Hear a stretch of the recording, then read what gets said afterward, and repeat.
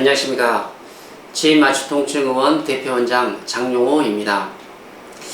예, 오늘은 우리 그 대상포진에 대해서 말씀을 나눠볼까 하는데요. 이제 과거에는 그 나이가 많으신 분들한테서 많이 발생했는데요. 최근에는 그 스트레스를 받는 그 젊은 층에도 이게 대상포진이 많이 발생하고 있습니다. 그래서 이게 이제 보통은 물론 잘 치료하면 큰 문제 없이 해결이 되지만 적절한 치료를 하지 않으면 그 대상포진 후 신경통으로 발전하는 이런 그 심각한 합병증으로 갈 수 있기 때문에 우리가 그 올바른 지식을 가지고 대처를 하면 모두가 건강하게 대상포진으로부터 우리 몸을 지킬 수 있을 것 같습니다. 그래서 오늘 그 대상포진의 원인이라든지 또 치료라든지 예방이라든지 이런 부분에 대해서 간략하게 말씀드리겠습니다. 그 여러분들 그 어렸을 때 수두 알아가지고 많이 고생들을 하셨을 텐데요. 물론 수두를 앓으신 분도 계시고 앓지 않으신 분도 계십니다. 근데 이 수두를 앓지 않았어도 우리가 예방접종을 하지 않습니까? 그러면 그게 이제 생백신이기 때문에 이 수두 바이러스가 예방접종을 통해서 인체 내로 들어가게 되고 이 바이러스가 완전히 없어지지 않고 이 신경절 안으로 들어가게 됩니다. 그러시면 이제 이런 그 대상포진이 특히 걸렸던 환자라든지 아니면 걸리지 않았어도 예방접종을 한 경우에도 이런 이 바이러스가 이 신경절 안으로 숨어 들어가서 잠복을 하게 되는데요. 그렇기 때문에 우리나라 사람 전 국민 거의 100%, 뭐 우리나라뿐만 아니라 전 세계적으로 모든 인구가 대상포진 바이러스에 감염이 되어 있다고 할 수 있습니다. 자, 그래서 이제 이렇게 이 신경계에 잠복이 되어 있던 대상포진 바이러스가 이제 어른이 되면 우리가 이제 어른이 돼서 피곤하거나 스트레스를 많이 받게 되면 면역력이 떨어지게 되죠. 특히 이제 요즘 젊은 층들도 과도한 업무에 시달리게 되고 스트레스를 많이 받기 때문에 면역력이 상당히 떨어지는 경우가 많은데요. 그러면 이제 이런 상황에서 이 바이러스가 갑자기 증폭을 하게 됩니다. 그러시면 이 바이러스가 이 증폭을 해서 이 신경을 자극을 하게 되는데요. 신경을 자극하게 되면 통증이 나타나게 됩니다. 그래서 이제 처음에는 약간 감기에 걸린 것처럼 몸살처럼 약간 몸이 찌뿌든 한 것 이런 느낌으로 이제 오게 되는데요. 보통 이제 하루 이틀이 지나면서 특정 부위에 이제 이렇게 특정 부위로 가면서 좀 막 심한 경우는 칼로 베는 듯한 아주 송구서 찌르는 듯한 이런 통증이 나타나게 됩니다. 그러면서 이제 2, 3일이 지나게 되면 이 바이러스가 신경을 따라서 점점 피부로 나오게 되는데요. 피부에 도착을 하면 수포를 만들게 되는 거죠.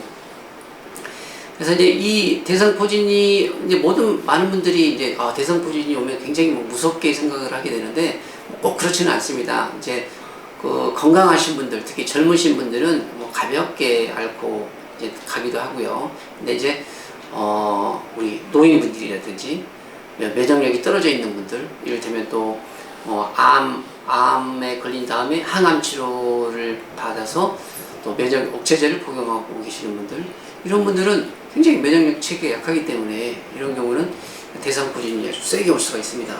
이제 대상포진이 세게 왔냐 약하게 왔냐를 구별하는 것은 일단은 그 스포가 작냐 아니면 굉장히 많이 생겼냐 이런 거에 따라 알 수 있겠고요.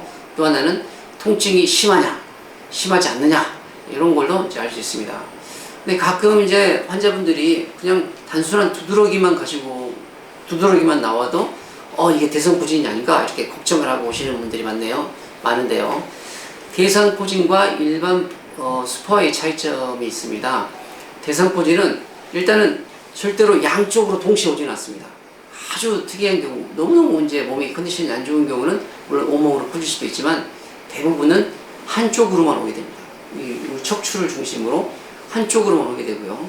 이 스포가 또 이 신경을 따라서 오기 때문에 이 띠처럼 나오는 게 특징이죠. 그래서 띠처럼 나온다고 그래서 대상포진이라고 이런 병명이 붙여지게 된 거죠. 이제 발생 부위는 뭐 우리 몸 피부 어디든지 올 수가 있는데 가장 많이 오는 부분은 흉추 부분이 되겠습니다. 그래서 이제 흉추에 뭐 이 갈비뼈가 있는 흉추에 특징적으로 나타나게 되고요. 그 다음으로는 일단 요추, 그 다음에 하지, 또 뭐 상지 부분에도 올 수 있고, 특히 또 이제 이 얼굴에 오시는 분들도 있죠. 특히 이제 이 얼굴에 오는 경우는 이 3차 신경, 얼굴을 담당하는 뇌신경인 3차 신경 분지에 오는 거기 때문에 그 대상포진 후 신경통, 후유증으로 가는 경우가 상당히 많습니다. 이제 만약에 내가 이제 대상포진이 왔다 그러면 어떻게 치료를 해야 될까요? 이제 과거에는 이 수포가 피부에 생기니까 이것은 피부 질환이다 그렇게 해서 이제 피부만 치료를 하고 아는 경우가 많았습니다.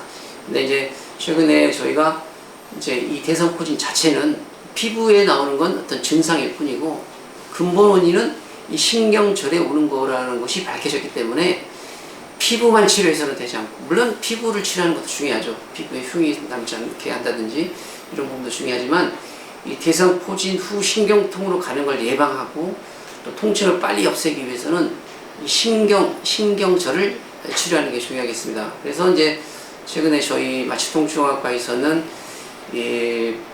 신경치료를 통해서 대상포진 치료를 하고 있는데요. 일단 이제 대상포진이 발생하면 기본적으로 이제 약물 복용하게 됩니다. 항바이러스제를 보통은 이제 일주일 정도 먹게 되는데요. 우리가 이제 대상포진이 생기고 한 72시간 이전에 약물을 먹으면 대상포진을 효과적으로 차단할 수 있다 이렇게 되어 있기 때문에 조기에 약물 복용을 시작하는 것이 중요하겠습니다. 또한 근데 이제 이 바이러스 항바이러스제는 이 바이러스의 증식만 억제하는 거기 때문에 이 신경을 손상시키는 것을 막을 수가 없습니다. 대상포진에서 우리가 무서운 거는 이 피부 질환이 아니라 신경이 손상이 됐을 때 이 통증이 없어지지 않는다는 거죠. 그래서 이 피부 질환은 나았지만 바이러스는 죽었지만 대상포진 신경통이라는 이 후유증이 평생을 가게 되는 거죠. 이 신경은 중추신경이기 때문에 한번 손상이 되면 잘 회복되지 않습니다. 그래서 이 신경이 손상이 되지 않도록, 즉 대상포진 후 신경통으로 가지 않도록 치료하는 게 중요하겠는데요. 그렇게 하기 위해서 우리가 신경치료를 합니다. 이 신경치료는 이런 조그만한 바늘을 이용해서 이 바늘을 우리가 이제 시암이라는 영상 증폭장치를 보게 되면 이 신경이 나오는 신경 구멍이 다 보이게 되는데요. 그럼 이렇게 이제 바늘을 이 부분으로 접근을 시켜서 이 지금 염증이 생긴 이 신경절이죠. 이 신경절에 염증을 가라앉히고 통증을 가라앉히는 약물을 주입하게 됩니다.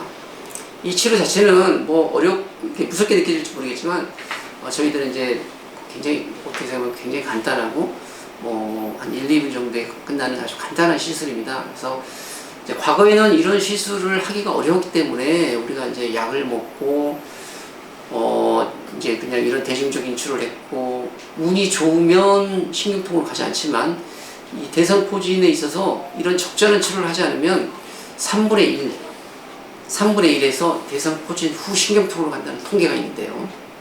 그래서 최근에는 이런 신경치료가 발전했기 때문에 우리가 이 신경절을 초기부터 적극적으로 치료하는 게 통증도 빨리 줄이고 그다음에 이런 수포가 번지는 것도 예방을 하면서 가장 중요한 대상포진 후 신경통으로 가는 것을 예방할 수 있겠습니다. 이런 치료는 보통 일주일 간격으로 한 2-3번 정도 하게 되는데요. 보통 그 정도면 거의 100%에서 후유증으로 가는 걸 예방할 수가 있겠습니다. 이제 물론 너무너무 이 대상포진이 이제 너무 세게 왔다거나 이 면역력이 떨어져 있는 경우는 이런 치료로만 가지고도 이제 부족할 수가 있습니다. 그런 경우는 이제 입원을 해서 이 척추 신경절에 이 카테터를 삽입을 해서 날마다 약물을 주는 그런 시술도 이제 있겠습니다. 대부분의 대상포진은 이런 식으로 하면 치료할 수가 있겠는데요. 이제 정말로 아주 위험한 경우가 있습니다. 대상포진이 이제 특히 얼굴에 왔을 때, 특히 이제 드물지만 이 안구에 오는 경우는 이 각막이나 이 홍채, 그다음에 이 망막 쪽으로 염증이 와서 그쪽 부분이 손상이 온다면 뭐 심한 경우는 시력을 잃는 그런 위험한 경우도 있을 수 있겠고요. 그다음에 또 굉장히 면역력이 떨어져 있는 분들은 이 바이러스가 신경을 따라서 뇌에 올라가면 그 뇌 수막이나 뇌 자체 염증을 일으켜서 뇌 수막염, 뇌염으로 진행이 되는 경우도 있습니다. 그래서 어쨌든 이제 통증이 심하다든지 아니면 이 수포가 심하다든지 이런 경우는 조기에 이 전문의 선생님과 상의해서 적절한 치료를 받는 게 굉장히 중요하겠습니다. 대상포진을 예방하기 위해서는 가장 중요한 건 이제 이 면역력을 높여서 우리 몸을 건강하게 만드는 거죠. 특히 이제 요즘 젊은 직장인들 밤을 새고 일을 하고 또 뭐 일하고 났으니까 이제 뭐 스트레스 풀기 위해서 과음을 하고 이제 주말도 없이 일하고 이런 경우가 많지 않습니까? 그래서 이렇게 과로하게 일을 하다 보면 이제 대상포진이 오기가 쉽습니다. 그래서 이런 과로하지 않도록 적절한 휴식, 적절한 음식 섭취, 그 다음에 충분한 운동 이런 것들이 중요하겠고요. 특히 이제 우리 노인분들은 더욱더 이런 것들에 신경을 써야 되겠습니다. 과거에 이제 현재 그 대상포진을 예방하는 예방접종이 이제 나와 있는데요. 이런 것들은 이제 물론 아직 나온 지가 얼마 되지 않아서 그 효과가 100% 검증되지는 않았습니다만은 아직까지 이제는 이제 한 번만 맞으면 된다 이렇게 되어 있고요. 근데 이제 이것도 이 젊었을 때 맞는 게 중요합니다.